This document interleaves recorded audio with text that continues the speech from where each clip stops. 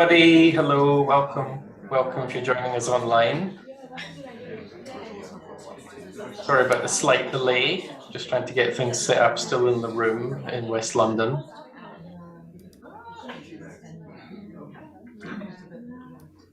Just put everybody in gallery mode so I can see everybody's faces as they appear out of the ether.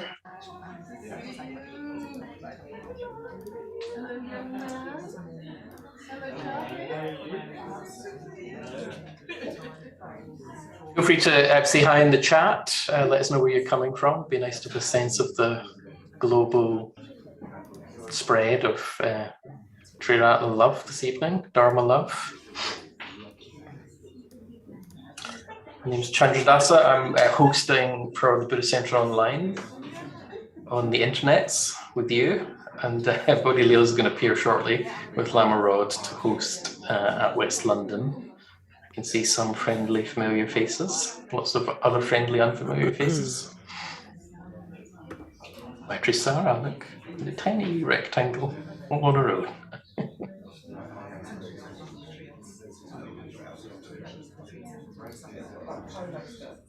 Welcome, welcome.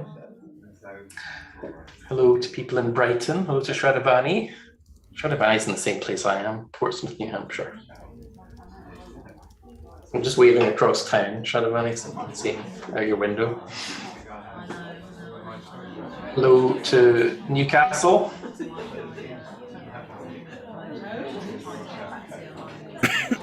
Lots of good-hearted English people. Lancaster, Nottingham, Norfolk, Tottenham. Yes, Tottenham. That's really specific, like that. From Basel, Switzerland, right? Hello to our friends from Thames in New Zealand. Gosh, what time is it in Thames in New Zealand? I can tell you the answer. It's 8 in the morning-ish. So good morning tomorrow to New Zealand.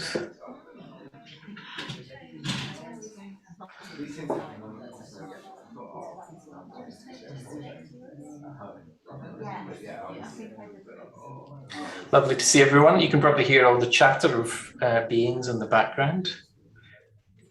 Just trying to think, Sangadhara, is this our first proper hybrid event that we've done since the pandemic? Proper hybrid? Oh yeah, probably is, yeah.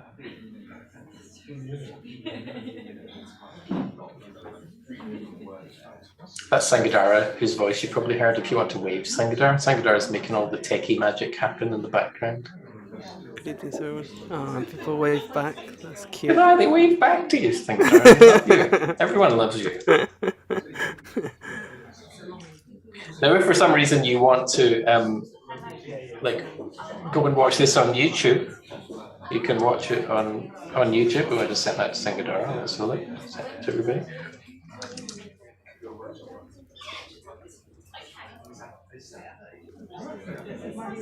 We'll put up an edited version of this afterwards, but you have to go and make your dinner or something in the middle of it and you want to cook while you're watching, feel free to tune in on YouTube instead.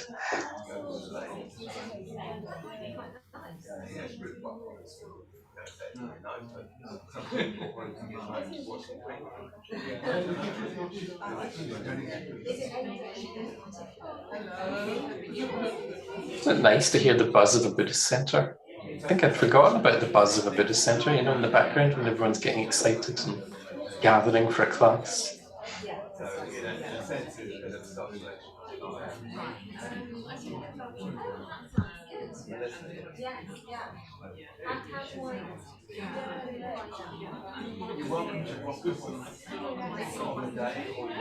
You'll let us know in the chat where you're coming from if you'd like to. More people from England, Walthamstow, East London, Shrewsbury.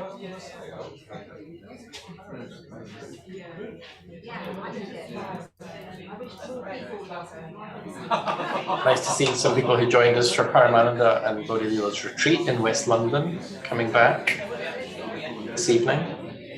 Hola Karunavapi in Spain.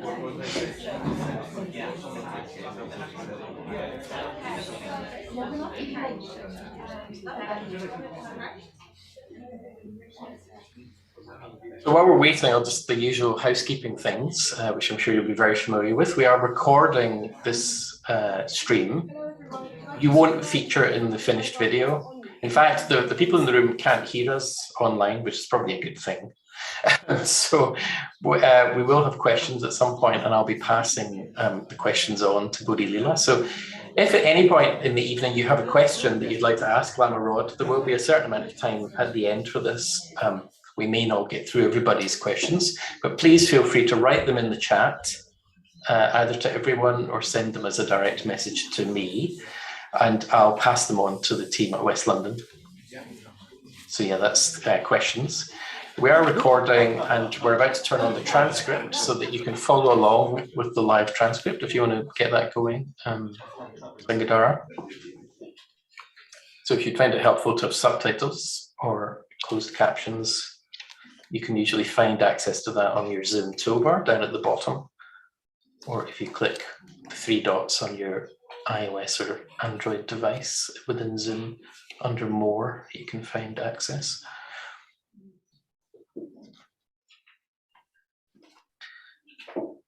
And since it's quieting down in the room in West London, I think that means we might be almost ready to go. Here's Bodhi Leela.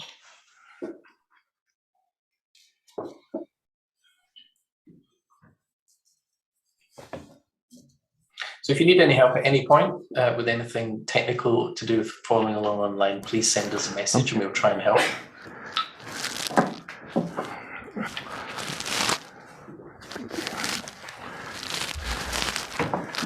I think that's Lama Rod being mic'd. I think that's Lama Rod with his excellent jumper. So a very big welcome to everybody to the West London Buddhist Centre. And it's so nice to see so many of you here for this very special occasion. And we're welcoming Lama Rod Owens. So this is quite unusual. We don't often have teachers from other traditions coming into our centre. And I think that's kind of similar to quite a lot of other Buddhist organisations. But I just felt that a lot of what Lama Rod has been teaching and has been writing about in his books is just so helpful. And I found it incredibly helpful for my own practice. And I know that there are people, particularly like in the people of colour community, that have been finding his work very helpful. And I thought a lot of it is just relevant to anybody who's practicing, actually, and that he goes places that often aren't talked about. Yeah, so, and they're quite scary and difficult to approach, particularly like that area of rage. You know, the love is fine, but the rage would but I think it's a very helpful book, and he's got a lot of really practical things, but also a lot of very inspiring approaches, I think. So I thought it'd be really nice to take advantage of Lama Rod being here in England and inviting him to visit here. So Lama Rod is going to start off by leading us in a short meditation just so that we can arrive. After that, we'll be kind of in conversation for probably about half an hour. And then there'll be a 10-minute leg stretch. So it's not like a proper tea break, but it'll just be a chance to get up, go to the loo. And then after that, there'll be a question and answer session. So we'll be fielding a lot of questions from the room, but there are also some people online. So they'll have opportunities to put questions in the chat or post them to the host. And hopefully we'll also be using some of their questions during that section. And then we're going to round off the evening with a longer meditation led by Lama Rod. And after that, if you're here in person, there'll be refreshments. Non-alcoholic refreshments, but we've got some nice cordials and sparkling water and juices that you can be having and chatting and maybe reflecting on the evening. So that's the plan. So I'm just going to pass over to you. Yeah, absolutely. Thank you to the center. Thank you to all you, everyone who's come out tonight. Thank you to everyone who's online. I must warn you, however, that a Black queer person from the American South. So you must understand that, like, I'll just say shit. Right? I know how this goes. I've been banned from centers here in London for not even trying to be offensive. I say something and all of a sudden it's a controversy. Then I have to get an American friend like Singer Shree. And I have to go through it and say, okay, what did I say? Was it too direct? What words did I use that were considered inappropriate? You know?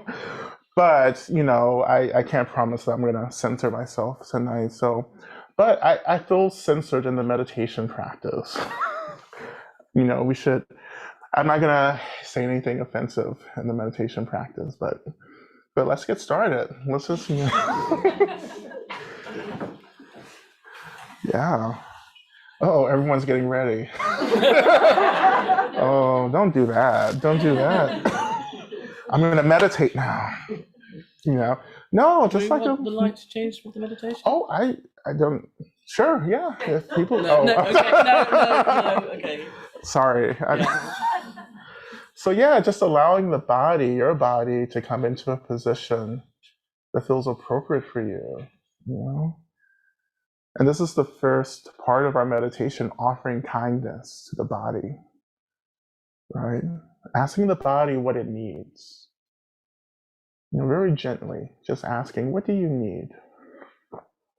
How do you want to be right now? Right? Allowing the seat to catch you. And I wonder if you can trust the seat to hold you. Right? If you need something to care for you, let the seat care for you right now.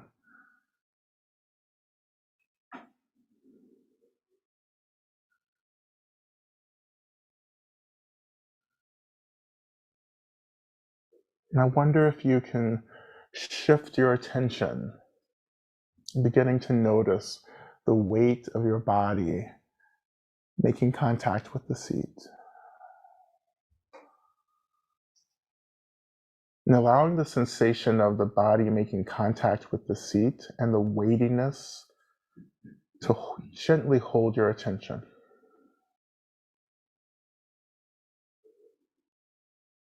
Right, so pulling your attention out of the current and waves of thinking and thoughts, letting it rest in this sensation.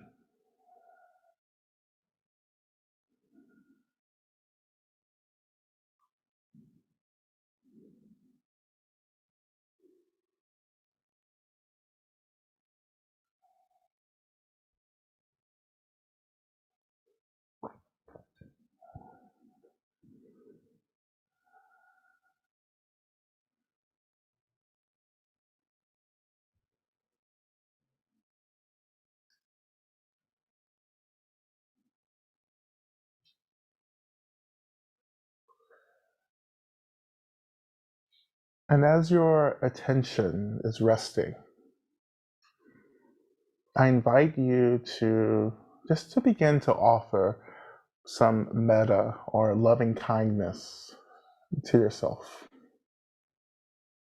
And maybe you can say something like, I deserve to be at ease. I deserve to be cared for. I deserve to rest.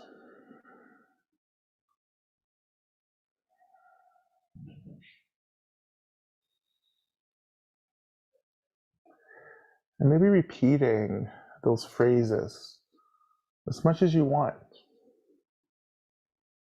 And maybe even creating some of the phrases that you may need for yourself right now.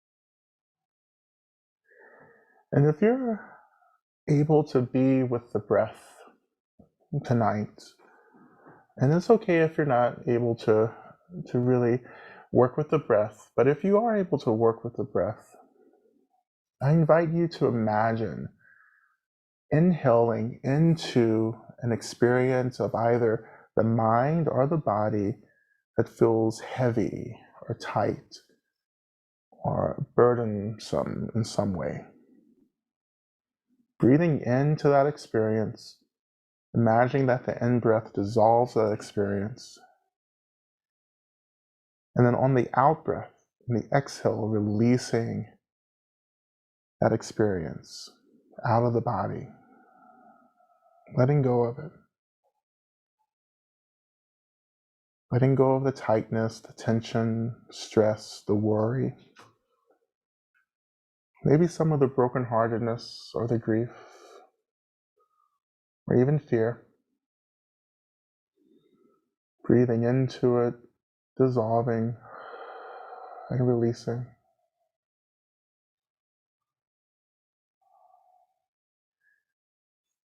And if you're not working with the breath, just imagine just releasing that energy out of the body as if it's radiating out of the body into the space, but the space around us just neutralizes this uncomfortable energy.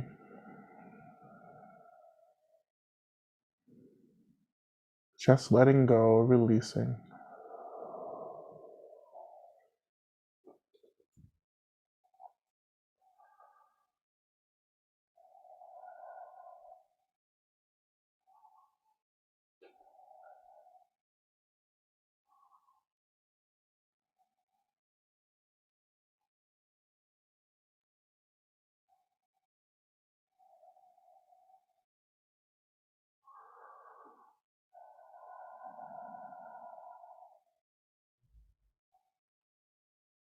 Just one more moment.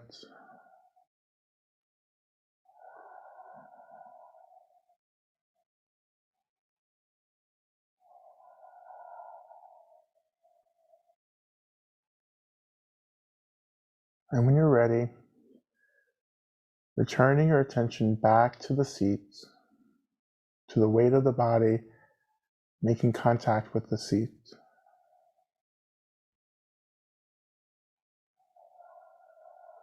Returning back to a few moments of offering kindness to yourself.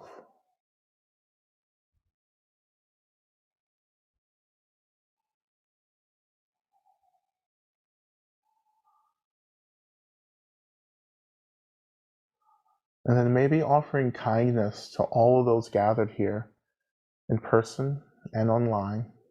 May we all experience ease and care and rest.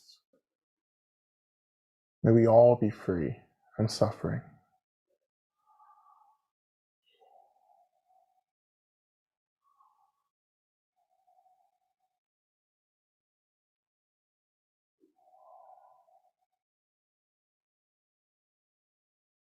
And finally, offering this metta, this kindness to the whole world. May all beings be free. May all beings experience ease and safety and rest.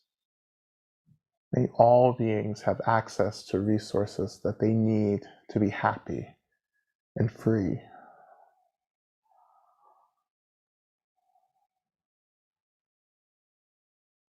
And may we all achieve enlightenment as quickly as possible.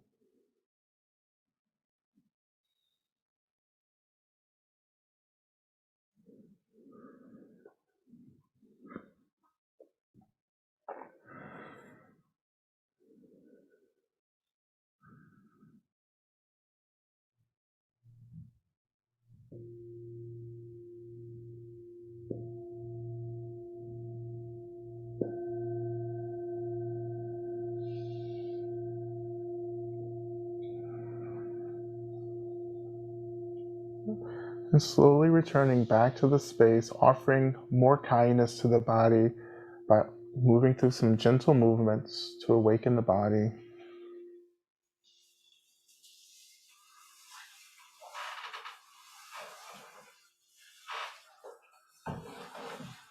Okay. All right. Cheers. Cheers. So you also have to understand that my British English is based on absolutely fabulous. And also kind of keeping up with appearances, which are two of my favorite British shows, which maybe, I don't know if that's good or bad, but, you know. Welcome, y'all. Nice to see y'all. Yeah, absolutely. This is the place to be.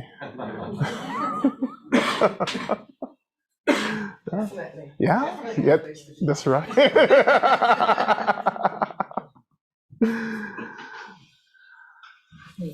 So thank you very much, Lama Rod, for leading us in a meditation. I feel that I've arrived a lot more. Yeah.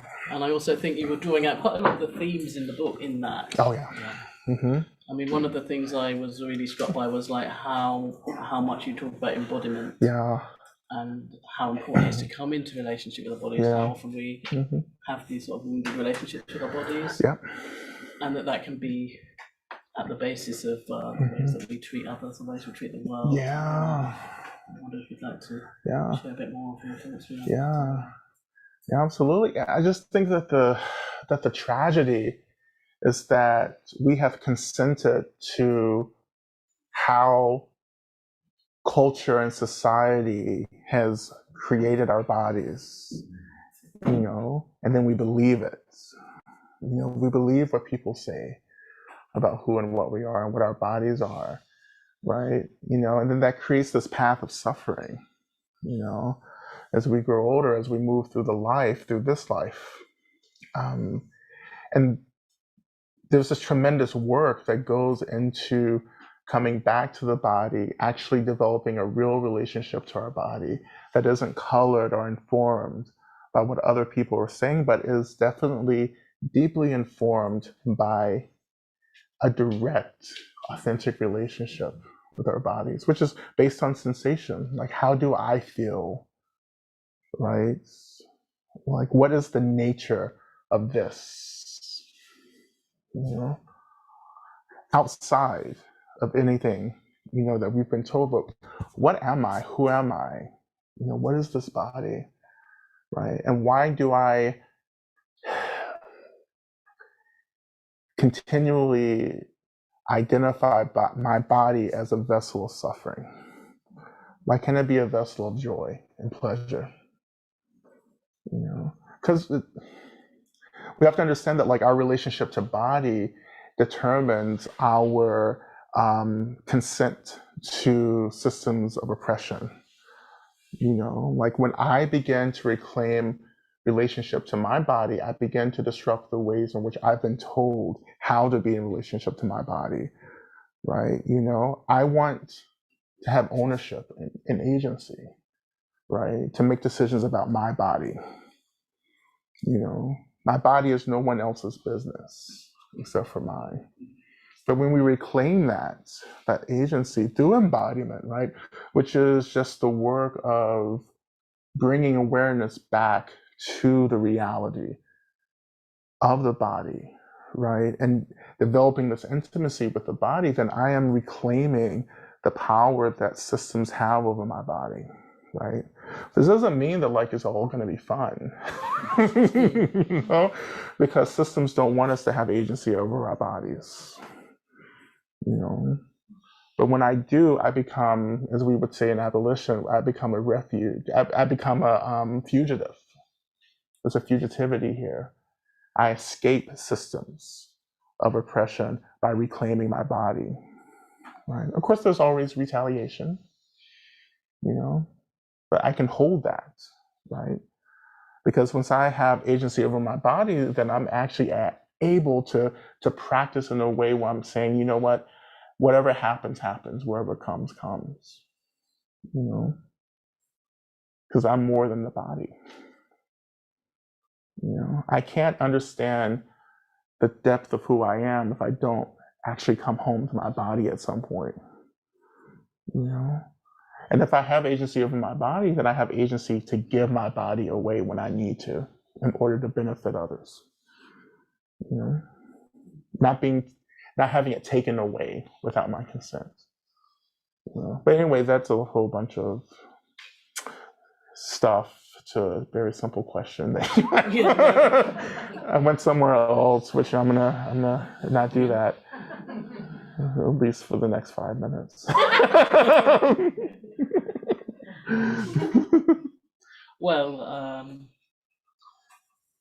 you're talking about that's not all of you, is it? And I think one of the things that I also really appreciate is that you embrace all the different identities you have without getting like caught up or identified in a way, but just like turning towards actually owning all those different bits. And some of those may be things like being queer or cisgender or black, and some of them may be the fact that you're a teacher or that you're this or you're that.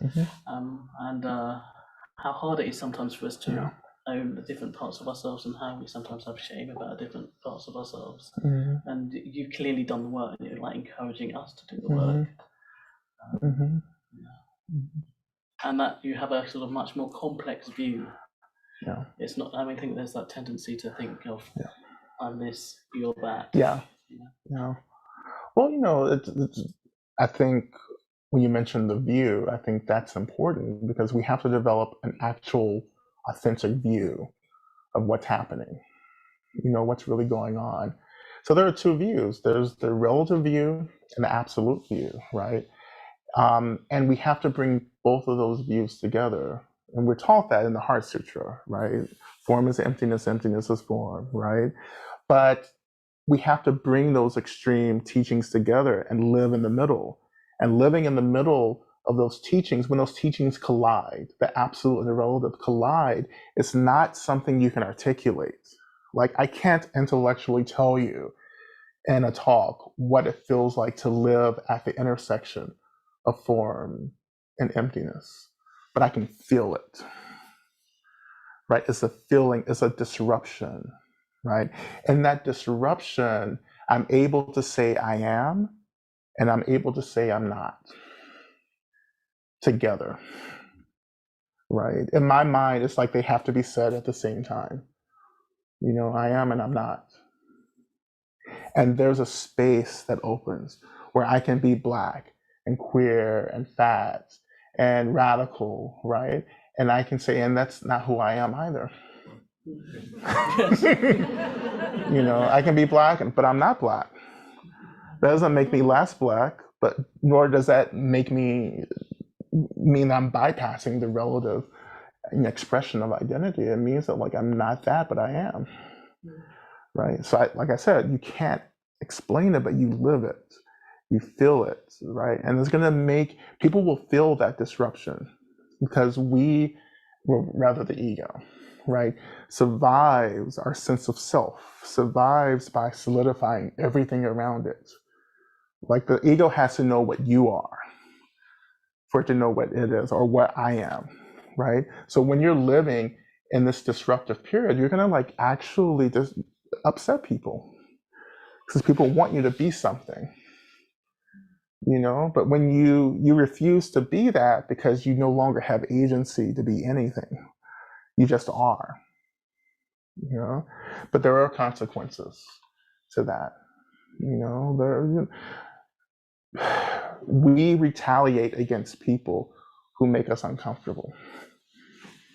When a bunch of people get together and retaliate against other people, we call that systematic violence. When people continue to do that over a long period of time, we call that we call that, anything. I mean, you call it culture sometimes, you call it society, sometimes you call it community, where community becomes systematic violence, and we have to disrupt that too. But anyway, again, I'm going so far off the page here. I promise you, next question. I'm so excited to be here. No one's walked out yet, but like I'm warming up. Well, I think, it's clearly you did a lot of work exploring your own issues around anger and rage and your history, and I think probably everybody has their own history around that, and some of that is around our personal lives, some of it's stuff family, some of it's sort of coming from society, and some of the things that we've experienced. And I find it quite interesting that it is such a difficult area for all of us. And then we do all this practice around trying to, transform ill will and hatred. And I think there can be a kind of assumption that anger and rage are ill will and hatred, whereas to me they're very separate. And that energy, you talk about sometimes that energy being quite helpful. I'm very aware that we have all these wrathful figures in Buddhism that kind of help us break through the barriers. I think so. This is peaceful. Just peaceful representations. So just wondering, like, how you practice around all of that. Well, for me, anger is about being hurt. It's about feeling like the offense, and wanting to take care of myself, right? But not knowing how to. So there's a tension that arises between getting hurt and wanting to take care of ourselves. And we get wrapped up in the tension and we start reacting to it. And that's the experience of anger. That I've been hurt, but I don't know how to take care of that hurt. So I'm gonna whoop your ass instead. Or if I never did that, actually, because my superhuman ability is passive aggressiveness, But that was a functional expression of anger because that's what kept me safe, because I can't express anger, where I'm from, where, and also here, because my anger is read as quite dangerous. If I raise my voice, I put my life in danger. I am policed. Black anger is policed. Queer anger is policed, because that anger becomes a mirror reflecting back to people how they're complicit in the violence that I experience. But even further than that, my anger reminds people that they have bought into identities that are only there because of the systematic oppression of other people. It's a hard thing to hear, right? When you think you're normal, but your normality is actually coming at the expense of large groups of people, at the detriment of a lot of people. But that's not the same thing as hate. This is where we have to differentiate all of this. Hate, so when I'm experiencing anger, and anger is an experience, I am not angry, right? I'm not, sad. I am experiencing this. This is an experience, right? And we have to disrupt that self-identification. This is an experience. I am a Buddha, which I know is a cliche now. We get tired of hearing that over and over again, How can a Buddha actually be something detrimental, like hate, or sad? Like a Buddha is awakened. I'm a Buddha, I'm awakened, but I can still have experiences like clouds passing through the sky. My suffering is a cloud passing through the sky, or sometimes many clouds passing through the sky, sometimes overcast the sky, but the sun is always there. I may not be able to see it, but the sun is there. That's our nature. That's our Buddha nature, right? So the anger is an experience, but hate. So going back to anger is my hurt, and I can actually identify someone who's at the root of that hurt. You hurt me, absolutely. But when I start hating you, my hate says that you've hurt me, and you don't deserve to have access to the resources that you need to be well. And that hate is what drives the violence that we begin to see in the world. You don't deserve, you've done something to me and you don't deserve to be happy anymore. You know, you deserve actually to hurt as much as I do, right? But when I'm angry, it's just like, no, you've hurt me, but you still deserve to be happy, you know? And we may go into a process of accountability and reconciliation and restorative justice, but it doesn't, this is because I want you to be happy, but you also have to understand the hurt that you've created, you know, because that's a block to your experience of happiness, you know? But when I hate is really easy. It's too easy.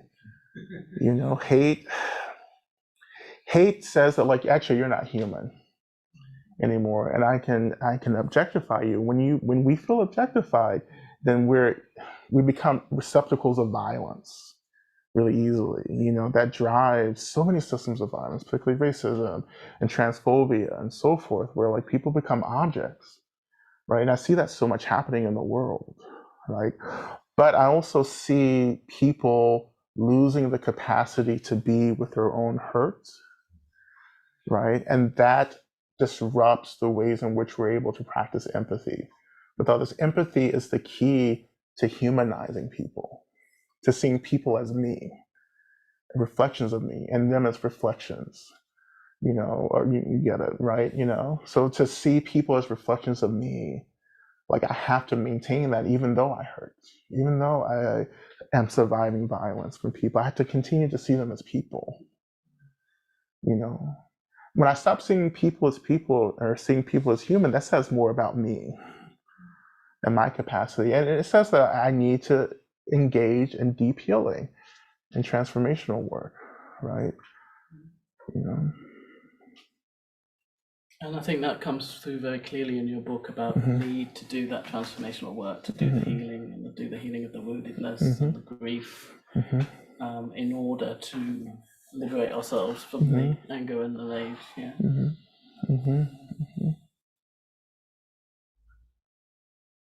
So I heard you giving a podcast and you were talking about what drew you to Buddhism was wanting liberation. Yeah. Yeah.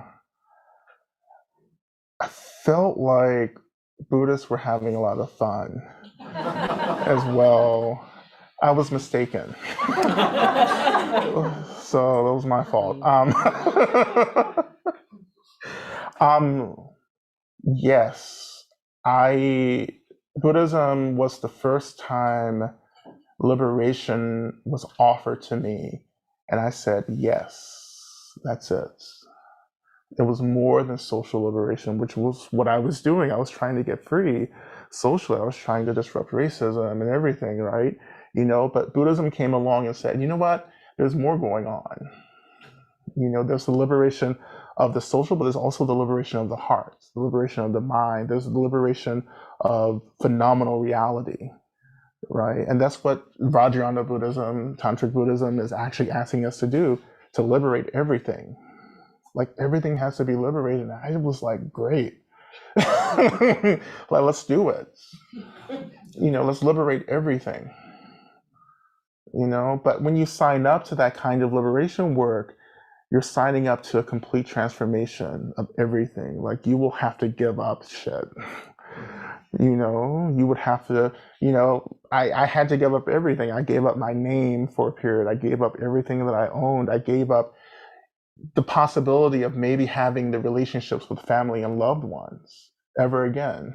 You know, like that's how serious I was. You know, I think this is really important to point out, is that some of us come into Dharma and Buddhism and we're not serious about liberation, but we're real serious about comfort. You know, like, you know, and that's why we're so confused. That's why so many of us are having conflicts in our sanghas and spiritual communities, because some of us we're talking about different things. Like when we say liberation, some of us are trying to get everything free. The rest of us, when we say liberation, we're like, you know, I'm just trying to be comfortable. You know, I'm trying to have my shit. You know, and I'm just trying to get through life. Right? That's not what Buddhism is trying to do. That's not the project of Dharma. The project of Dharma is not about getting comfortable. It's about getting free. Getting free doesn't mean you're going to be comfortable. Getting free means that you're going to start centering discomfort. You're going to start centering struggle. But as you center struggle and discomfort, you're also awakening the reality of space. Space holds everything. So as we move deeper into the work of liberation, as we move deeper into the work of space, of undoing suffering, we're also widening the space in and around everything that we experience. So that's the caveat here. So I'm not saying that it's going to be dull and overwhelming and intense, but you're going to get space, right? And space is going to give us the fluidity and the movement, right? To hold everything, not just the suffering and the pain and the sadness, but also the joy, the happiness, the gratitude, the bliss, right? The bliss and joy and gratitude hold the intensity of the suffering, of the trauma, right? And we have to get to that balance, but you can't center you can't center comfort in this. You can't be working for happiness either. Don't do this and say, I just want to be happy. It's the same thing as comfort. It's not going to get you anywhere. It's limiting. Happiness is limiting. You want to go to the end, right? To the very end, to the liberation, to the disruption of dualism, right? Into the nature of things itself. And you will have to give up everything. And who's ready to do that? Literally, who's ready to do that? I want you to raise your hand. You're like, listen, I get it. That's the toughest thing about this. I didn't know what I was getting into. If you would have, if I were at the beginning of my path and someone would have came to me and said, "Are you ready to get free?" I would have been like, sure, whatever. And then you start the work and you're like, oh shit. I have to give up everything. I have to even give up the desire to get free. At the threshold of ultimate liberation, when you're at the final stage, you have to give up wanting to be free to get free. Isn't that intense?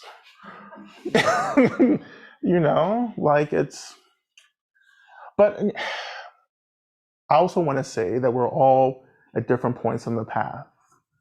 That this may not be your life. This lifetime may not be the life that you go to the end, but you're creating the causes and conditions to get there. You do what you can, you do what you can, and you're creating the conditions to do more in the future, But sometimes we just limit ourselves because we're afraid.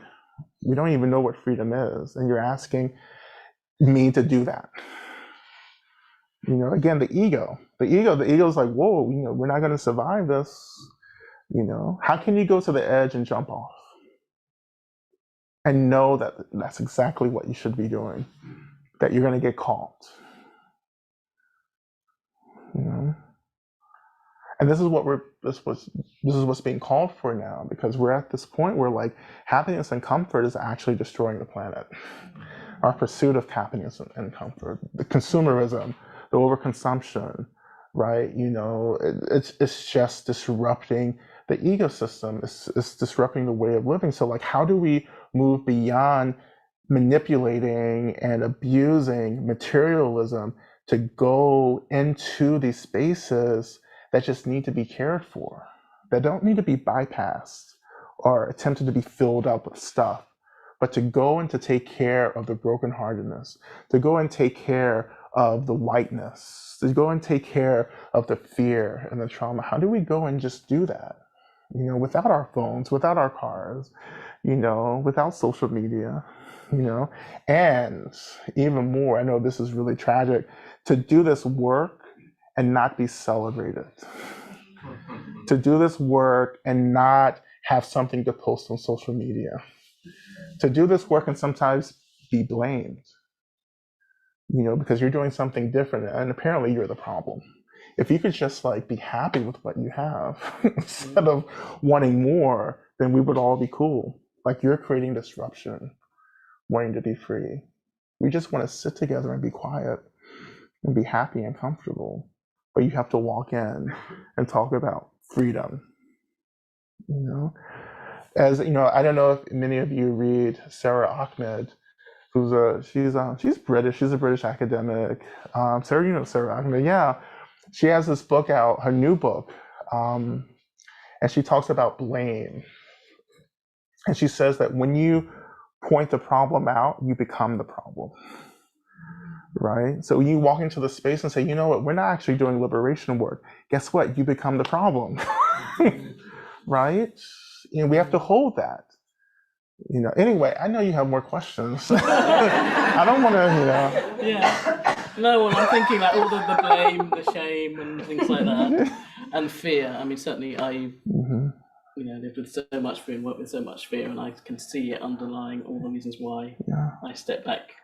Even when I have breakthroughs in my practice, then that can be scary. But I think one of the things that I really liked is that the way that you call yourself a bad Buddhist, because I think for me, I've often wanted to sort of like not be seen as a bad Buddhist. When I was invited to join communities, I thought, I can't join the community because then they'd see what bad Buddhist I am. And I think a lot of people are sort of scared to be themselves and own different parts of themselves and follow their dreams because they want to fit in with their particular peer group or sangha or how the teacher might. Yeah. I'm not interested in fitting in anymore. Right, I'm interested in being myself, And I think, we talk about bad Buddhists. For me, I did get to this place where I had to stop performing what my teachers and what my sanghas were asking me to perform, and I had to choose myself. Like I had to choose Blackness, I had to choose queerness, I had to choose fatness. I'm not Tibetan, I'm trained in the system, right? My teachers are Tibetan and were Tibetan, but I'm not Tibetan. Like, who am I? How can we develop the courage to allow the Dharma, the truth to emerge through our bodies, through our identities, instead of just doing what our teachers did, And I just I'm not interested in being in a community where I'm told to be like everyone else and to follow this kind of hierarchy because that's called a cult. Not that any of you know what a cult is in this community, but as a survivor of a cult, right? I was in a cult. My monastery is considered a cult after we had our own disclosure around sexual misconduct. Like it was revealed that you actually adhere to the structure. I was like, wait, I don't join cults, but I was definitely in one. So a person who's a member of a cult is not in the moment an expert on a cult. Just so you know that. So I had to learn that the hard way. When people were coming to me and saying, Rod, what are you doing? It's like, what are you talking about? Then I stepped outside of it and I was like, oh, right. I'm not allowed to be myself. I'm not allowed to ask questions. Like if I ask questions, I'm considered a disruptor. All these things just started coming about, right? And so being a bad Buddhist really is just doing Buddhism for real. That's it. It's not about fitting in. It's about saying that liberation is the point, right? Liberation is what I'm doing. And I have to commit to that, and that means that Dharma isn't this set thing that has to be replicated generation to generation. Dharma becomes whatever is being expressed in the moment. Like when we're expressing compassion and wisdom and reducing violence, that's Dharma, right? It doesn't mean I have to look like you. It doesn't mean I have to wear robes. It doesn't mean I have to take on a spiritual name. It means that I'm committed to the reduction of violence on the path to getting free, right? And so we can show up any way that we want. We can even be difficult. I'm sure that's a relief for some of you. Being meek and mild and agreeable isn't a part of Dharma, right? That's a part of people wanting you to be comfortable, there's a part of people wanting themselves to be comfortable and thus policing you. So you settle down and stop reminding them that they're trying to be comfortable, right? I can be difficult. I can be sassy, I can, I can be promiscuous, right? But as long as it's framed within a context of reducing harm, right? Of practicing compassion, we can have a bunch of sex and still be compassionate, and we can skillfully start relating to things in the world in a way that we don't have to like renounce it. Like I don't have to renounce substances and alcohol, but some of us do. So we point that out because everyone has to choose the most skillful way for them to get free. So it's this cookie cutter approach. It's not working out as much as it should. I'm not saying that like, that we can't model ourselves after great practitioners and after spiritual friends, because we can. But we have to, at the end of the day, ask ourselves, is this appropriate for me? Is this helping me get free? There are things that other people do that I'm like, oh, I can't do that. But then things that I do that people look at me and go, whoa, are you sure you're a Buddhist? Like I just can't give up bacon to save my life. I know I should be vegetarian. Siddhartha, Sister Siddhartha is like part of that. It's just an enabler. It's like enables me. I've gotten stern talking tos from like other Buddhists about like, Rod, you should give up. I was like, because so this is really complex and nuanced. But being a Buddhist doesn't mean that you stop having fun. Which a teacher of mine gave me that teaching years ago at the very beginning of my path. And this teacher looked at me and said, like, Rod, you're too serious right now. Can you believe that? Can you believe someone told me to have fun? But I know what the tightness feels like. And again, the middle way that we're talking about isn't about being too tight. It's not about being too loose. It's about finding what's appropriate for us to open the door to liberation. And what excites me is how many different ways we can show up and still get free. Isn't that exciting? That's called inclusivity. And you have to pay me extra now because now I'm doing inclusivity training. I'm the diversity person now. So That's a lot, I know. We'll get through it. Well, I mean, I suppose there isn't really such a thing as a Buddhist. There's just people practicing the Dharma. That's right. And the teachings, and That's we do right. have the Buddha's guidance about what is the Dharma, and then you practice it and see what the effects are. Yeah, exactly. And does it lead you towards freedom and generosity and kindness and all those qualities? Yeah, but we can bullshit ourselves. We can trick ourselves and say, well, I'm free. Like I'm free, but we need community. So this is why community is so important. I know I was at a point in my life where I was like, fuck this community stuff. Like y'all get on my nerves. Like I'm tired, like all these opinions, and like I'm tired of showing up the stuff. I just want to practice. So I went through that. I was just really exhausted about being in community, but community is imperative. And it's also dangerous. And welcome to practice. It's both. Right? I've survived amazing, well, not survived. Survive isn't the word. I want to say I've survived really dangerous, unhealthy groups, and I have thrived in really amazing communities. And it's been quite balanced, and I can't avoid the hurts being in community. This is why my personal practice is also important, because I want to discern what's really liberatory, right? I want to offer feedback to others around me and saying, you know what you're doing isn't helpful for my liberation.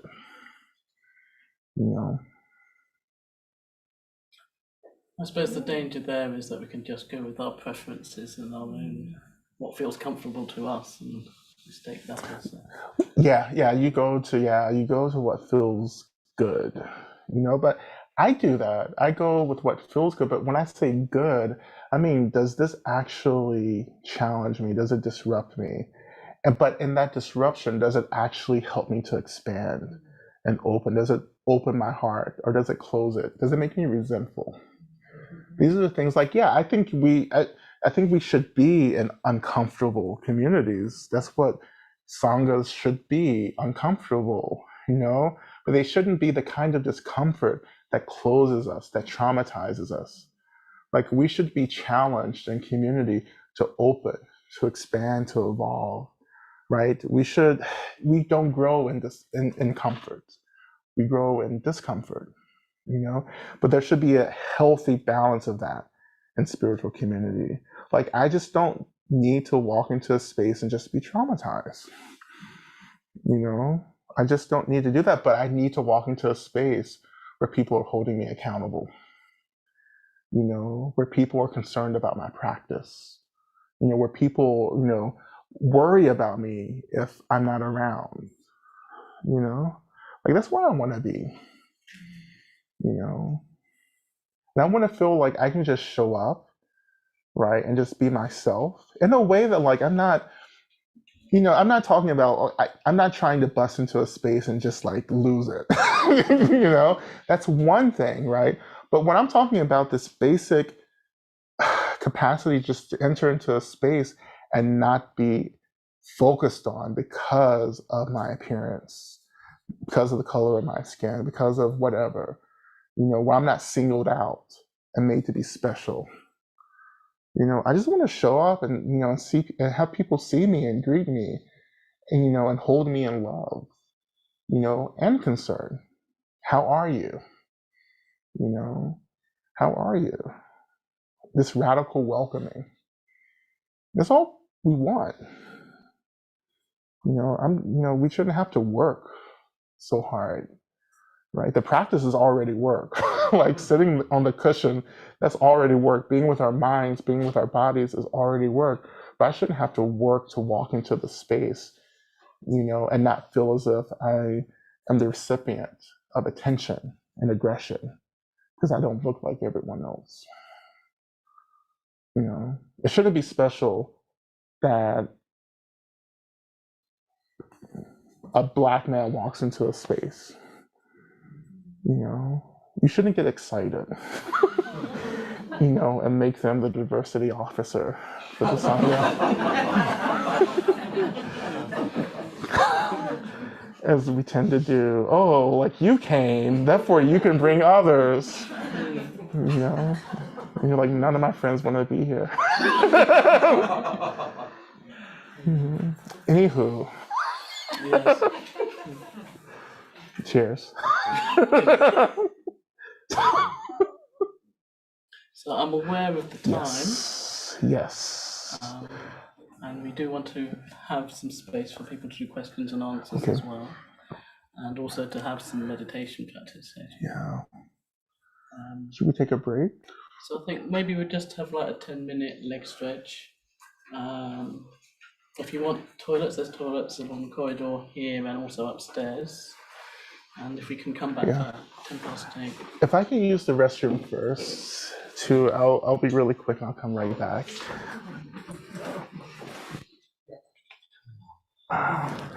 Yeah, you don't need to hear that. It's not that kind of talk.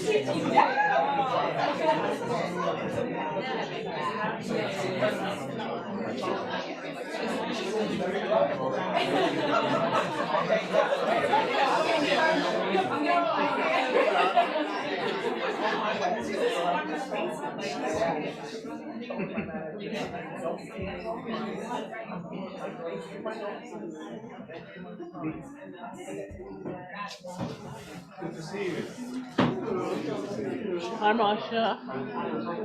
Nice to see you.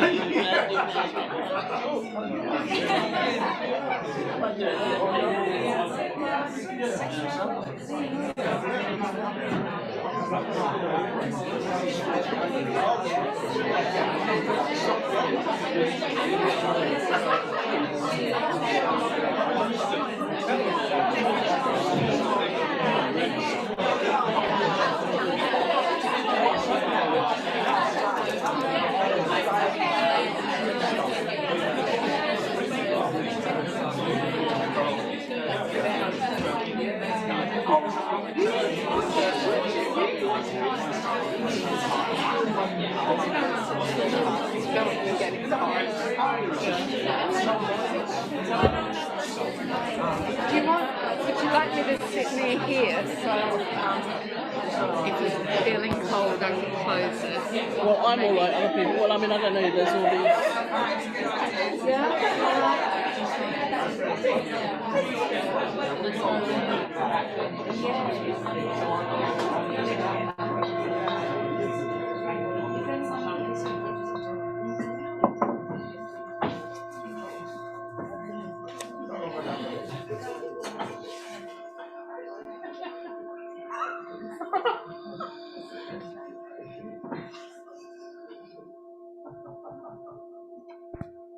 All right.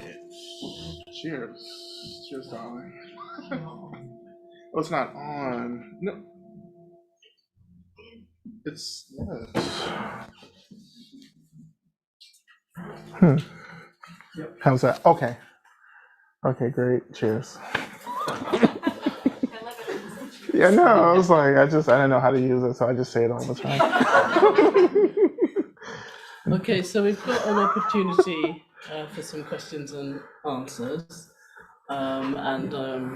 If you want to, just put your hand up and I'll try and select you, and then we'll also have some coming through on the phone from people online. Okay. You could repeat the question from the group. Yes, that's right. I will repeat the questions from the group. So, is there anyone here who's got a question?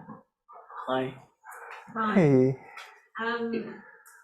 I wonder if you could speak more on what you talked about in relation to seeing people as human,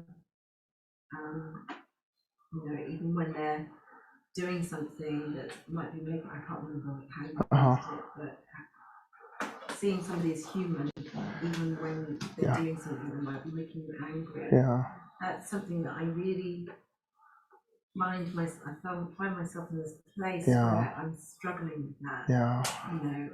I do see them as human, and I see what might have brought them to the place that they're at, to behave in the way that they might be, either directly or indirectly towards me. But at the same time, I'm raging that they are behaving in this way. And especially if it's a collective behaviour, which certainly in terms of racism it is. So that was a question about. So the question is, could you speak more on that?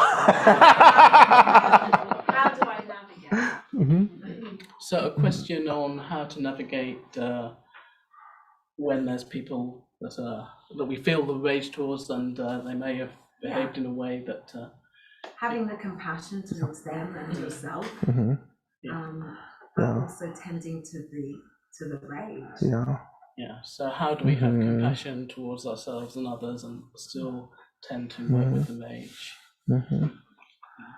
Well, I think first, this is going to be kind of tricky, but we should allow ourselves to be pissed off with people. We shouldn't monitor that or police that. Just be. I'm pissed off with you, or rather, of course, I am experiencing anger because of something you've done or said. But really in the moment, it's I'm going to be pissed off with you because this is bullshit. So in that moment, if you can allow that to happen, then you have some space to go back and to say, okay, but what do I need right now in this moment? Because you're not trying to monitor that anymore. Right. But if you go back and ask yourself what you need, then you're not reacting to that anger and doing something that will create more harm, like trying to kick people's ass. So you go back, you take care of yourself. You say, what do I need right now? Because I am actually the most important person right now. Because if I don't take care of myself, then I'm going to do something that's not going to be good. Right. So in all of that, it doesn't sound like your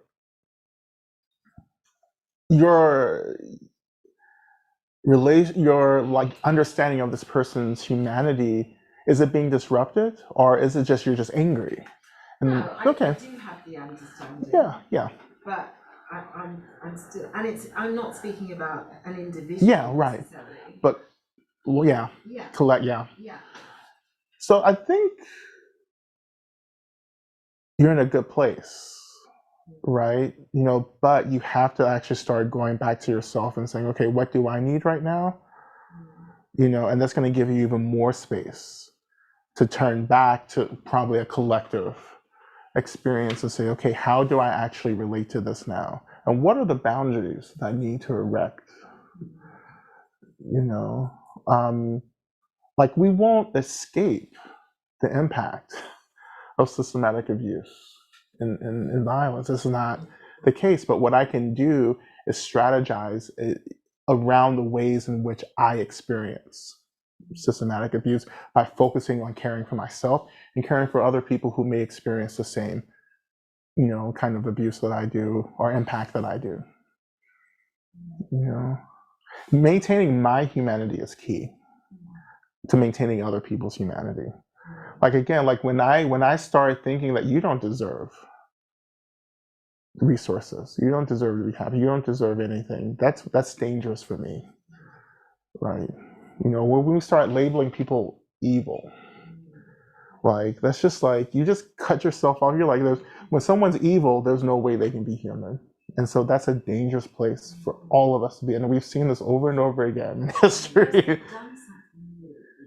That doesn't make them evil. You know, they're not inherently evil unless they're a demon. But like, we're not going to get, that's another talk.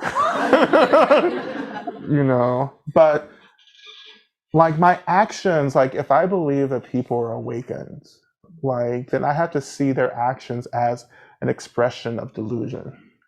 Like if they knew what was really happening, if they knew who they really were, they wouldn't be doing this. If they knew who they were, they would know who I was. You know, so the compassion arises from that. It's like if you could only figure out who you were, then we wouldn't be having this issue. There wouldn't be the system. There wouldn't be whatever we're working with. And that compassion for me is this experience of brokenheartedness. You know, it's like I keep my heart open and understand that like a lot of people don't get it. Like you're doing this because you don't get it. You know, I'm not saying that I get it 100%, but I'm saying I'm a little closer to that realization, right? And what is my responsibility then? You know, so I would say that my responsibility would be to embody that realization through compassion, you know, by saying, yeah, I get it. Like, you don't know who you are. You don't know who I am. That doesn't mean that you get to keep going wherever you want, right? That's a response to anger, to trauma that becomes compassion informed. Like, I love you. I love myself. And because I love both of us, I have to disrupt this violence, you know, and therefore I choose how I'm going to do that. I don't choose that because I want that person to hurt as much as I do. Again, that's kind of hate. That's hateful. You know, I choose disruptive things because I want both of us to be free. You know, and that's a hard road, but that's the only road if you're intending to get free. You know, and it's a burden. So like this isn't fair. Like you have to get rid of that idea that everything is going to work out fairly. It doesn't. Some of us work really hard, but at the end of the day, we're all going to work equally. Like as we get closer and closer to liberation, we all have to go through the same process of transforming delusion into clarity. So I may not get it right in this life, but like if karma works itself out, you know, through work, and I'm going to get there. I get to this life where I'm like, okay, I have to actually let go of delusion. You know, I have to figure out who I am. You know, so, yeah. But taking care, boundaries. Sister Siddhartha has, you know, this is Sister Siddhartha, everyone. This is my friend. I told her we're going to the UK. I didn't ask. I was like, pack your bags. You may know us as the Dharma Queens. So our what do we call it? Like our alter egos. Yeah. Kiki. Yeah, Kiki. Yeah. Yeah. British tea, though. British. It's British tea. Yeah. Because American tea is like cold. Yeah. British tea can be cold and bitter. Yeah. It tastes like imperialism. Yeah. It's like sweet, but like the aftertaste is like. Anywho. So I have a question here from another country. Vijay I'm sorry.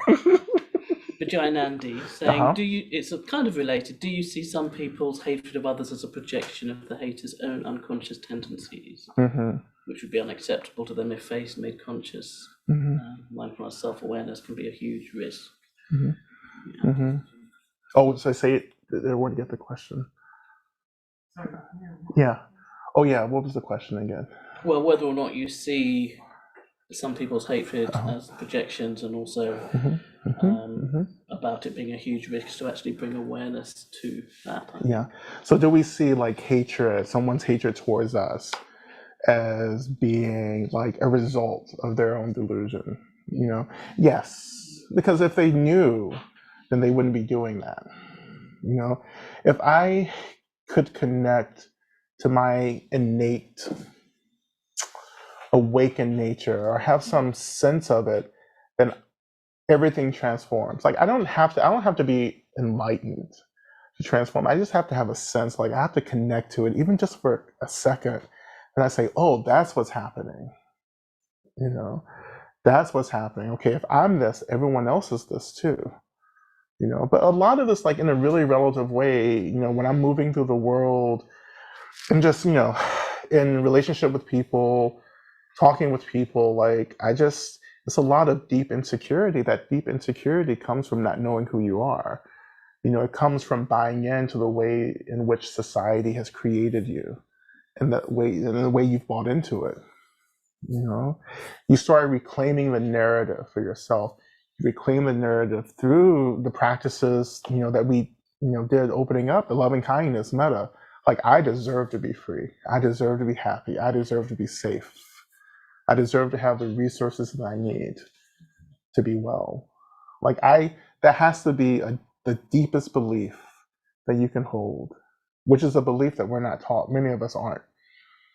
You know, that's not the narrative that we get. Many of the narratives that I've gotten has been like, oh, you don't deserve this. Like, you don't have a right to this. Like, you only got this because, like, someone took pity on you. You know, not because I inherently deserve it, because I'm a person. Like, I'm a human. I deserve to have resources to be well. Right? Oh. Okay. You had your hand up? Yeah. You know? Hey. So you get us realised of who was sitting in Kennington, given the previous book. Can you speak up a bit? Yeah. I just remember hearing you again some years ago, the Buddhist setting in Kennington. Oh, yeah. Uh-huh. Mm-hmm. So I'll come back and get it in the UK. I love the book you finished on, How Are You? Yeah. I was just speaking to a friend in Australia, funny enough today, just about to go into the to just keep photos and stuff about childhood. And I just remembered, like, for instance, my dad might overdose and I'd come to school and it was like getting told off and punished all the time, but nobody ever said to me, like, how are you? I was later on in life and I totally smashed my life to pieces. Yeah. All of a sudden, all these people was coming along, how are you doing? So I'm just wondering, does it make sense? How do we cultivate how are you? Because I think it's a really healthy, it's like this starting point. Like being human. How are you? There's so many barriers to that. How someone's dressed, the social, economic, and that sort of stuff. Class, just feel like I just want to bypass that, you know, just sort of squash it and just start with, you know, whoever will meet there. How can I cultivate how I do? Yeah. That makes sense. Yeah. Okay, so I'm trying to sort of paraphrase that for the online audience, but well, basically, it's like, how do we, as you said, cultivate the practice of actually being concerned with how people are, you know, and asking that, you know, and I think the first step is actually being willing to hold what people give you, you know, like, you know, we have this, like when someone asks you, how are you? And like, if you don't want to deal with it, you're like, I'm fine, I'm okay, I'm good, you know, right? And I do that, you know, because maybe I don't want to deal or articulate how I'm feeling, or I believe that the person who's asked me actually doesn't give a shit. It's just a courtesy. You know, this is what we do. It's an etiquette. It's like, how are you? You don't, you know, you're not waiting around to hear the heartbreak. You're just in passing. Like, I just need to hear good so I can get to the next thing. But, you know, we live in these cultures, these societies that are, you know, where we're not being trained to hold each other's heartbrokenness, because we're not being trained to hold our own. So, like, I'm not that concerned with how you are, you know, because I can't even show up for myself. You know, how can I show up for you? But in our relationships, like, it's not that, like, we have to start doing this practice with everyone, but we start doing it with people that we love and care about. Like check-ins, like I know a lot of people, you know, in our circles, we have check-ins with each other. Like, how are you? You know, and like, you create the space for people to be really honest and vulnerable. That trains you, right, to, you know, just be out in the world and just ask people, like, how are you? And when I do that, like, I'm always ready for what people offer me. You know, if I don't want to deal with it, I do not ask you. You know, but I at least, you know, people do. Like I've had experiences where people just kind of let loose. You know, I have that kind of energy with people, but I'm there to hold it. And if I can't hold it, I let them know. It's like, yeah, you know, I really don't have the space right now, but I care about you. And I hope that like you get the resources that you need to be well right now, which is also really powerful. You know, we're just going around and saying, you know, I hope you get what you need. You know, but there's a lot of trauma there. I think there's a lot of trauma from surviving, you know, different groups, systems, situations where we feel like the people or the world just doesn't care. They don't care how we feel. They look at us and say, oh, you know, we get it. You know, assumption is easy. It doesn't take a lot of effort. You know, I know that it's a huge issue in a class-based society, right? You know, but you have to, as an individual practitioner, we have to challenge ourselves to do a little more, to say, you know what, this is what I'm thinking, but let me cut through the thinking and get to something deeper, which is really getting to our own hearts and asking ourselves, how are we? You know, how am I? Start with that.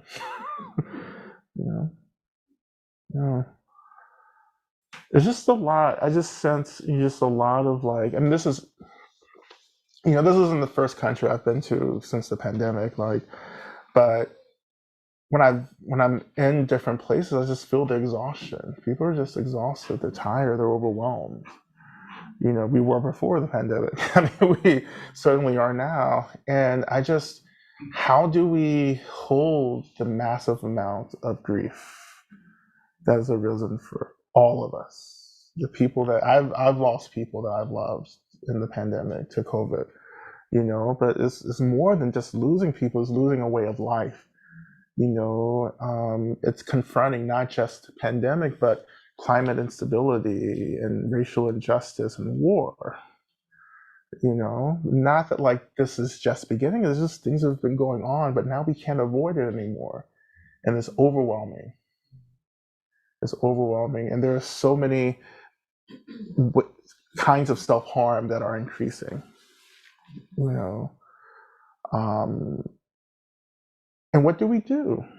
Because it's not going to go away. Nothing's going away until we do work, you know. So I'm really concerned with collective grief. Like, how do we collectively grieve? How do we individually grieve? How do we care about each other's grief without feeling overwhelmed by it? You know, how can we stop being afraid of each other's grief? You know, I mean, this is the path forward, right? We're in a moment of deep transformation, you know, in this world, right? I do believe we'll get through it. Like, this isn't the end, you know, but it's the end of something, right? And I think there's something brand new awakening, but we're leading that. People who are concerned with these questions, who are asking these questions, we're leading this, right? And we have to kind of stick to it. Our practice is holding the world together right now, like very literally. Like, there are those of us who are doing massive amounts of emotional labor for a lot of people, and we're holding people together. We're saving people's lives, you know. And as you do that, you know, I'm just imagining there's a question about this. So as you do this, I want you to ask yourself, what do I need? And I want you to start calling into your practice what you need. If you need more love, ask for more love, right? If you need more rest, ask for more rest, right? If you need more boundaries, ask for more boundaries. You're not going to get what you need until you ask for it, right? Ask for what you need. This is a time of miracles. I really do. This is a time of miracles. And this is the part of Buddhism that I'm trying to reintroduce again. This is like, there's something amazing and fantastic happening, but we have to process the suffering first, you know, and we'll get through it, you know. So we keep on, we keep doing it. I want to run away every day. Like, I just don't want to get out of bed sometimes. I just want to watch Netflix. I just want to, like, you know, I just want to give up. Sometimes I'm like, did I sign up for this? This is what being a bodhisattva is, because I need like the other program. I need like what's the beginning level again? Because like this can't be like I haven't trained for this, you know. But I just keep going. I just wake up and say, you know what? I'm gonna choose practice. I'm gonna choose awareness. I'm gonna choose compassion. Compassion is the key right now. I have to stay in a relationship to my pain and the pain of the world, you know, and I have to open, I have to call in my resources, I have to surrender to the earth, right? I have to rely on the deities, whatever, whomever or whatever your resources are, hold them close, call them in, you know, right now. Like we have to start believing in something more than we can see, because there are energies around us waiting to be tapped. You know, I hate when people come to, you know, I don't mean to use the word hate, but like,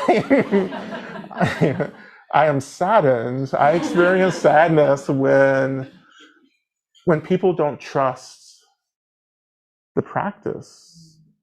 You know, it can be mindfulness, it could be deity practice. It doesn't matter, but just trust it. Let the practice work, because it does. You know, I'm not doing shit. But my practice is, the compassion is, you know, and that becomes the light through the darkness. You know, I know some of you are tired, you know, and when you feel really tired and overwhelmed and exhausted, I want you to say, I'm not the only one. I'm not the only one. When you feel isolated, always say that. That is our doorway into compassion. I am not the only one right now. And there are countless beings working to save this world.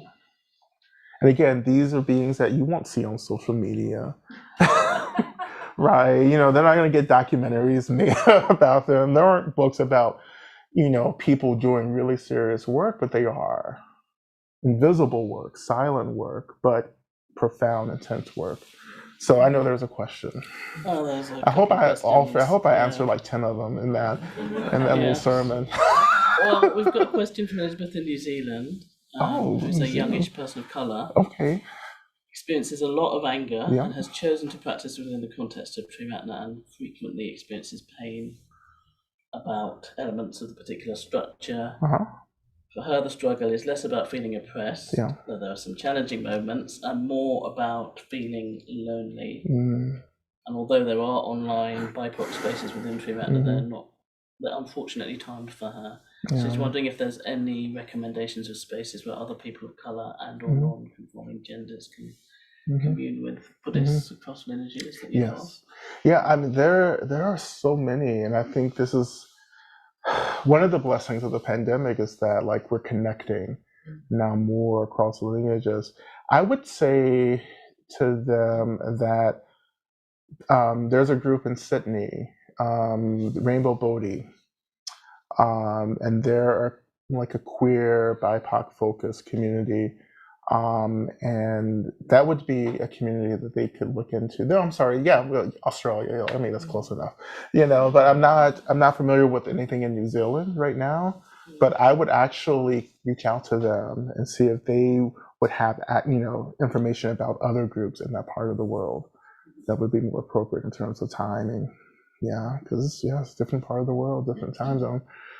You know, but this is isolating. You know, just this online stuff, and you're in a different time zone and everything. So I get that. You know, absolutely. So we have to build community with people around us, and we just put it out there. Like it's just like sometimes you just have to, I don't know, put something on social media and say something like, I'm looking for community, who's out there. You know, crowdsourcing, we would call it. You know, again, asking, just putting it out there and see what happens. Yeah. I have a question. So you spoke just now into earlier about the fact that it's like you like it's like you want to be okay with not being being plain or like not being given I don't know what to say, being given, I don't even know how to phrase it, but I guess credit, or I don't know how to phrase it. but just not like being acknowledged for like doing something, being okay with Yeah. that. Yeah. I like wanted to ask like, Mm-hmm. do you think like is that like controlling your ego? Like what is that? Because like I feel like I just like I don't. Okay. Maybe I'm not surprising me. I'm just kidding. Yeah. Sorry. Which obviously makes sense because I'm asking a question. Mm-hmm. I'm just sorry. Mm-hmm. Mm-hmm. No, it's okay. Yeah. I think I get it. I think like it's so. I think your question is so. This kind of like doing work, but like you're not seen doing work, or it's invisible, and yeah, I guess my question is, like obviously, like I guess it's like is it? I guess it's kind of like how do you control? Because I guess it's ego in that instance, right? If you like done something and then you want like credit for it or whatever, that's like like to me it feels like it's ego. Yeah. So it's like I guess one thing is like like is there like a way to control that? Like not saying that that's like something I feel like well, it's not something I feel I have to control right now, but I feel like in my head like if you've like done something then it's like naturally people want to be like given the credit for it, but then I like it makes sense what you're saying. Yeah. Like for example, like even like the Berlin stuff we did so much, but more good than has probably been recorded. Yeah. That we'll never know. That's like people just gave some Right. bread. Right. Right. And it's like I guess it's like and to me that what you said made sense. Like, so I guess like my question is like how would you control it if that was to come out? Because like if you like okay, an example is like if I like clean the kitchen and my mom went to my brother like you like literally want to clean the kitchen, I would like, I clean the kitchen. Okay. Yeah. You see what I mean? So I'm like, whoa, there's the credit for me. So like I guess in that instance that's an example, like that's how Okay. I got it. Why it just makes me like why do I need that credit clean? Because the kitchen's clean, like it doesn't even matter who gets credit, like my mom's like so like why like I guess I'm saying like how would I is that still ego? No, I get it. So like you want to be recognized for the work that you do, and it feels bad when you're not, like when someone else gets the credit. And I think that's part of, for those of us who come out of really like marginalized communities where it's like our labor and our productivity other people take credit for it, and a lot of us have really struggled with that. And so I think it's like on one hand really okay to want to be recognized for labor, like I did this, but then on the other hand, when you're talking about like really helping people, like we're doing stuff to help people, we can't enter into that kind of work wanting to be seen, because that's the ego. The ego wants to be seen. I do the work because I want people to be happy and free and safe, and I am sustained by that generosity, because it's like when I see people safe and happy and getting what they need, that actually in a way supports me. Like my ultimate aspiration is for everyone to be free. If I see people getting free, then there's a happiness, there's a fulfillment that arises. I'm like, oh, this is great, but I have to be really careful of my practice when I want to be recognized, and I want a parade, like I want people to applaud me, and I have to just look at that and say, do I need that in this moment? I think it's okay in certain situations to be like, I know you think that person did it, but like I actually did it, and just to walk away from it and say, I just want to let you know this. That's it. So like with the kitchen thing, I just that's like but then it's like if you were like actually going out in the world and like like you're in the world again, it's like it's okay to want to be recognized, but it's not okay to do things just to be recognized. That's what's happening, I think. It's like it's great. You get it, like you get so don't do things to be recognized, but do things because you want people to be safe, or you just do this because this is naturally what I do. I mean, I think there's something about everything's process, isn't it? Yeah. And if we're practicing it over time, and we never know quite when the fruits of our practice will happen. I mean, you may do something and you may think it's like, You know, that didn't for instance, with me, like I just like I'll do things and say things and then I'll forget about it, you know? And then someone will come to me and say, is that bagpipes? Lift. It's like too cliche. But like, you know, people will come to me and say, oh, like that thing you said in that podcast, you know, really like changed a lot of things, and I don't even remember what it was. You know, or people will post quotes for me from Love and Rage, from the book online, and quite frankly, I don't even know what that book says anymore. So like, I'm like, I guess it came from that book, you know? And I say, whoa, great. Like, I'm glad that helps, right? But then I go back to my practice, you know?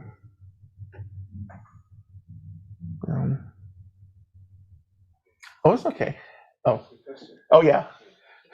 You talk a lot, during the evening, you spoke a lot about space. Yeah. And obviously, we've all become very aware of sort of space in the last couple of years.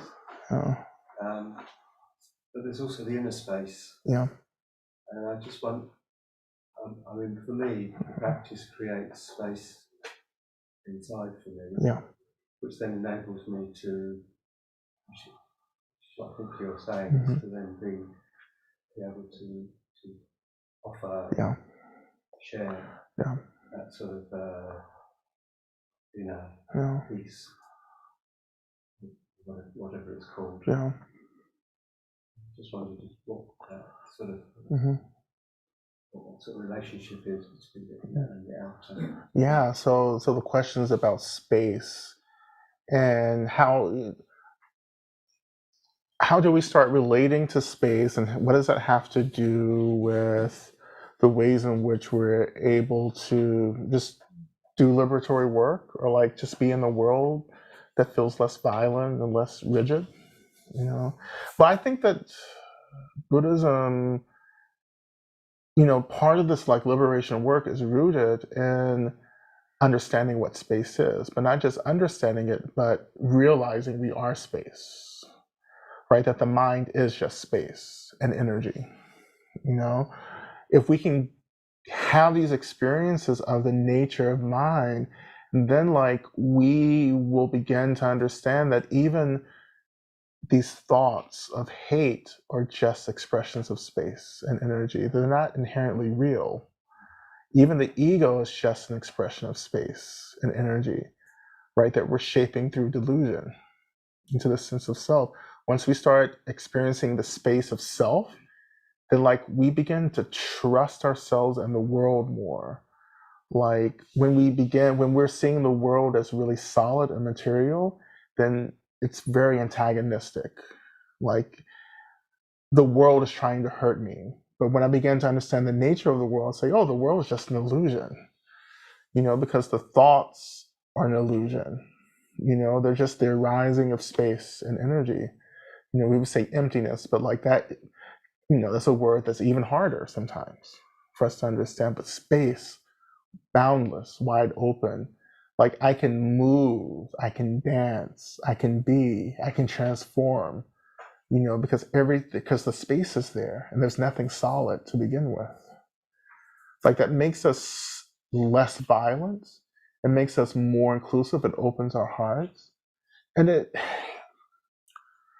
disrupts this belief that there are limitations to the resources that we need to be free. Like there's no limitation to love. There's no limitation to bliss. There's no limitation to gratitude. It's just like boundless, you know? And when I feel abundant, I am at my most generous. When I feel like I'm not protecting anything, I am generous. You know, when I understand the essence of my body, then I understand that like I don't have to protect my body like I used to. You know, that I understand who and what I am. And the body is part of that expression, but it's not ultimately who I am. And that opens the space wide up. You know? And actually, Jeffrey, if you read Love and Rage, there's a whole lot where I would know. It's talking very explicitly about practicing spaciousness and homecoming to spaciousness and spaciousness around it, and how we bring spaciousness to all of our experience, and internal and external. Yes. I'm sure it's in the book. I have to ask Sister Sadada. You know the book way more than I do. Like, I'm sure I'm writing a new book now, you know, and I'm like, did I write this in the old book, the last book? You know, and I don't want to actually read it again, so I just have to ask Sadana. Well, I think the book does have some very practical, very helpful practices around working with all kinds of things we were talking about, working with the anger and the rage in lots of different contexts, but also connecting to the joy and the love and the spaciousness and, you know, abundance. Not getting fixed in identities or those sorts of things. So I would recommend that you check out the book. I have this new Dharma theory. Actually, my new book is full of Dharma theories that no one's ever heard of. So I'm creating them. But like this idea of about abundance, like the world is actually abundance, right? How do I connect to that? And abundance is not about materialism. It's not about stuff. It's about experience. Like there's space that I can connect to, and that actually helps me to move the world in a really generous, open, fearless, but also fierce way, you know? But when I'm closing down and buying into this illusion that there's never enough, like there's not enough love, there's not enough compassion, there's not enough joy, so I have to hold on to it because I can't give it away or I won't have enough for me, that actually keeps us trapped, right, you know, in this illusion that keeps us from getting free. You know, this is why we have practices like sympathetic joy, where it's like, I experience something great and I give it away, you know? And if you do that, you will realize that your capacity to experience, you know, joy, for instance, is deepened because you realize that you are joy. Like, but I keep choosing the pain, you know? But if I just get into the joy begins to hold the pain. The pain doesn't disappear. You know, absolutely, but it begins to hold. We need things to hold us. We need joy to hold the pain and suffering. It's not supposed to be so brutal, you know. Yes, we do survive really intense things, absolutely, but that doesn't mean that contributes to suffering. Suffering is something that we can disrupt. Pain isn't. Like we're going to experience pain, right? But we don't have to experience suffering. And that's what Dharma teaches us. Suffering is a choice, right? And when I came into Dharma, that was the thing that like hooked me. Like not just the liberation, but that I'm choosing suffering. And I was like, no way, you know? But we do choose suffering because that's who we think we are, you know? Because we form certain identities around the suffering. You know, but we also form identities around pleasure. And we have to cut through all of it and say, who am I? And to see that all of this is just an experience of my ultimate nature. You know, who am I? I'm free. I'm space. I'm empty, right? But I'm still in the world. The compassion keeps us here. And I know the ultimate stuff, that's where we like to skip to. It's like, well, I don't see race, I don't see class, you know, I don't see that you're a pain in the ass, but like, it's just like, if only. But that's not the work. Just sitting around and saying, you know, everything's empty and ultimate, so that's just easy, and that doesn't get you anywhere.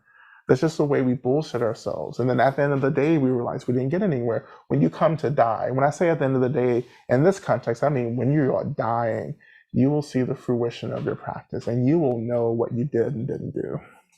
Because death does not lie. You know, so therefore, we create the causes and conditions to do real, authentic work and bring in the resources that keep us accountable. You know what to do. Like, this is the thing, like, no one's confused here.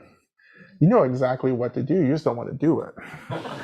Because my mom used to say, it's like, you know what to do, you just don't want to do it. Right? Like, it's like you're looking for an easier way to do this. There's no easier way to do this. You're like, well, I'm a Buddha, so I should be enlightened. That's great, but you have to earn that realization again because it slips. That's why we're here.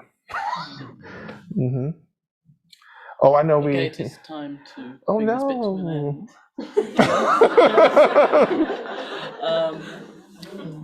Because it would be really lovely if we could sort of end at a little bit more meditation. I think Oh, I'm we've got sorry. very in our heads and Woo. yeah. No, I mean, it's been great.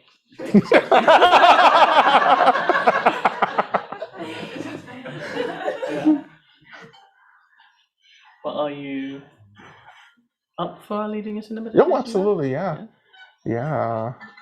Okay. I'll answer your question. Come to me afterwards. We'll after we finish, yeah. So I acknowledge, I'm sorry, I got your hopes up.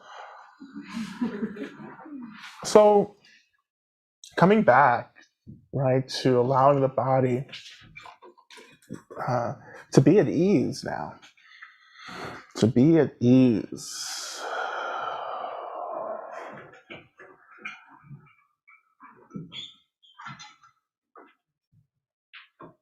And again, returning our attention back to the seat, noticing the weight of the body, making contact with the seat. Again, allowing the seat to hold us.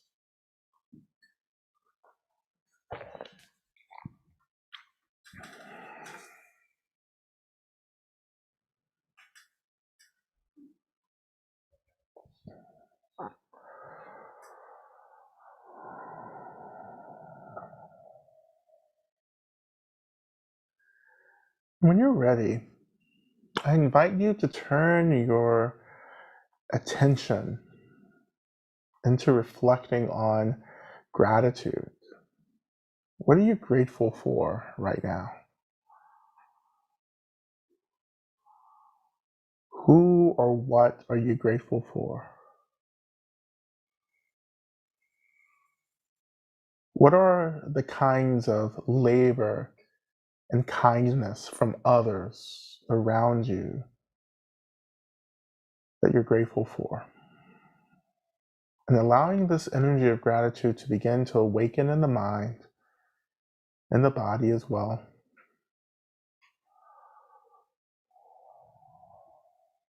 And this energy of gratitude becomes like a warmth or a light that begins to radiate from our bodies and from our minds.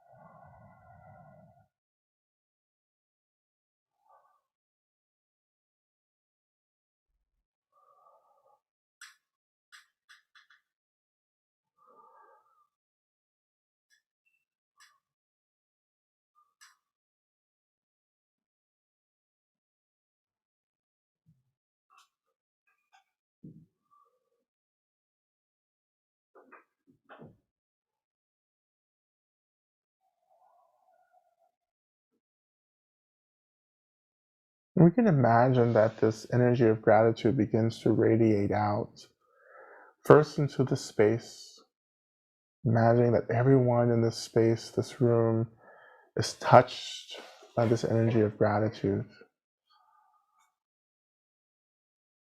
And even those online, that our gratitude begins to touch them and their gratitude begins to touch us. And we begin to sit, to dwell within this bubble of gratitude.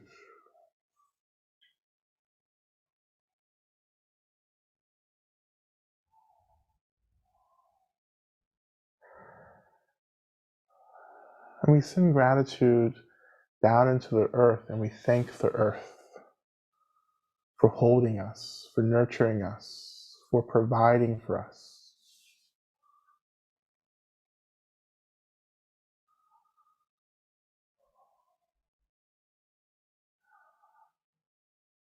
We offer this gratitude back to our bodies for being a vessel for our practice, a vessel for our consciousness.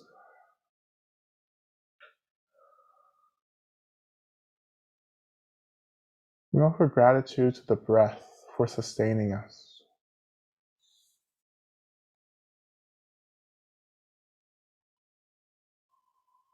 We offer gratitude to our teachers and elders and guides that have taught us how to be free.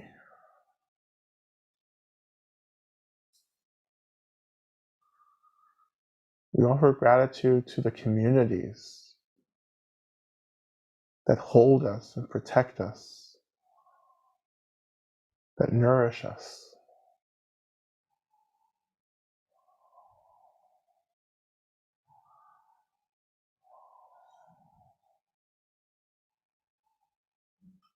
We begin to offer gratitude to all beings, all form and formless beings, all plants, animals, humans, and non-humans. That our gratitude collectively begins to hold this whole planet, offering to every being what they need so they may experience the deepest well-being, happiness, joy, and safety.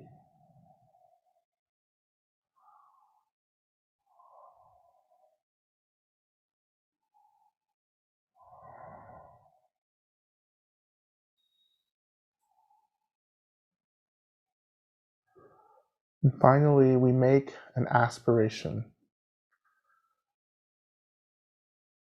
that we all, regardless of who we are, that we all get free as quickly as possible.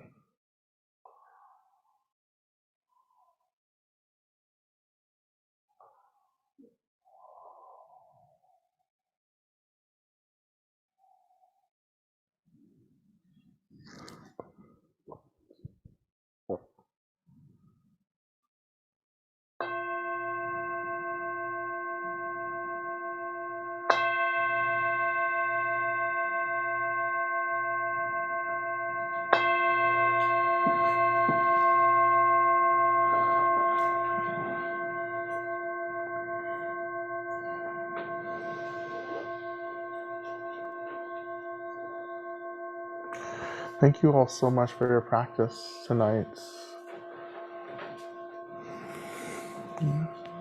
You don't have to do this. I just like do. That's what we're taught in training. I don't even know what this means. Anyhow. Well, thank you very much, Lama. Absolutely. Yeah. Anytime. I just happen to be in the neighborhood. So. Well, I could see how engaged people were, and there were a lot of things that you said that were really thought-provoking and stuff to reflect on, and challenging. Particularly that challenge about whether we really do want to be free and do the work, or if we're just trying to be comfortable. You know, it can be very comfortable being in a Sangha, can't it? Especially here, this is like real fancy. You know? Oh, like, move me in. Where's my room?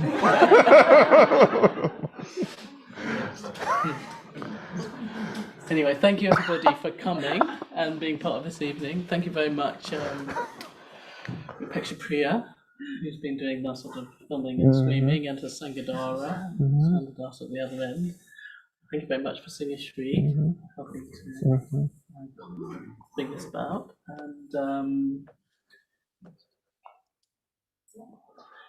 And the team, we've got a really great team there who've been helping to set everything up, and will be giving you refreshments and things afterwards, and hopefully making people feel welcome when they came here.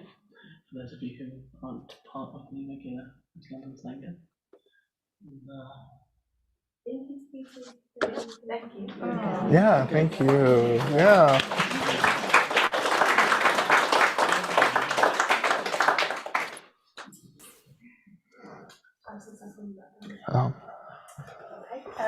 So I get to do the Donna appeal. It's very exciting. So yeah, I really want to thank both of you. You're both people who are very close to my heart. And so seeing you together, doing what you just did was so, just so inspiring. And I just feel so moved. Yeah, I think I was moved to tears a number of times this evening. So just to say, it wasn't just in the neighborhood. You came all the way from Atlanta, Georgia, didn't you? So that's quite a long way. And the pandemic isn't over, even though there's a lot of delusion around thinking it might be. We're still in it. So traveling during a global pandemic is not an easy thing to do. So thank you so much for coming all this way. So some of you may or may not know that Lama Rod is a full-time independent Dharma teacher. And what that means is that everything he makes is through the generosity of the people who come along and show that gratitude for him showing up and being the fabulous, amazing one that he is. So please do feel free to put some extra money in the Donna bowl upstairs. If you don't want to give cash, we also have a PayPal link. So it's paypal.me/LamaRod. So you can go through there as well and just give as much as you can. There's no expectation, but if you can, give what you can, and that would be very much appreciated so that Lama Rod can continue to be the fabulous, amazing person that he is, and keep going out there and doing the wonderful work that you're doing, which is benefiting so much of us. I was just sitting there in that meditation thinking, what I'm grateful for is being on the planet right now with someone like you. You are what we need. Oh. So long may it last. Oh, thank you. Oh, yeah. How fortunate. Wow.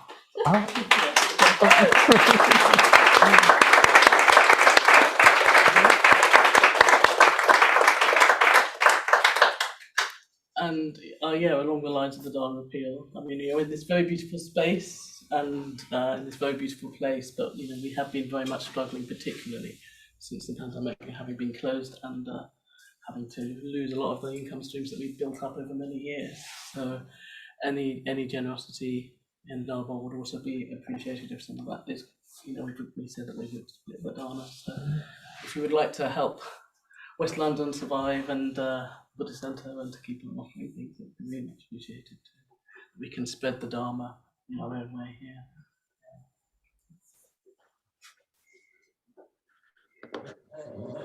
Okay, so what we're going to do now, if you're in person, is we have got some drinks and refreshments upstairs, and there'll be some time, for the next, 25 minutes or so, if you want to stay, chat with each other, discuss things, and maybe if you didn't manage to get some questions to Lama Rod, you can maybe see if you can come upstairs.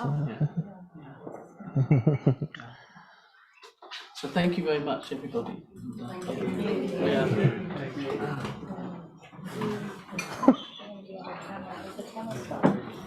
Yeah, I'll have to turn this off too. Okay.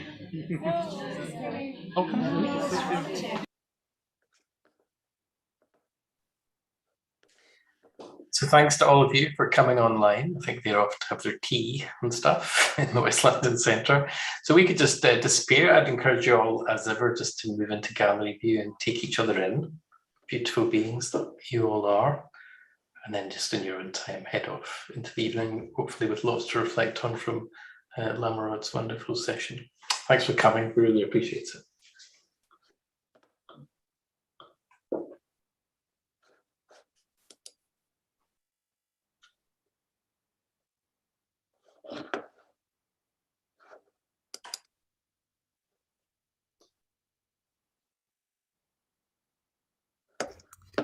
Avanta's cat.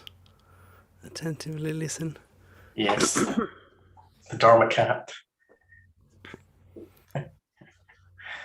Dharma kata. He's been quite riveted at times, just like me.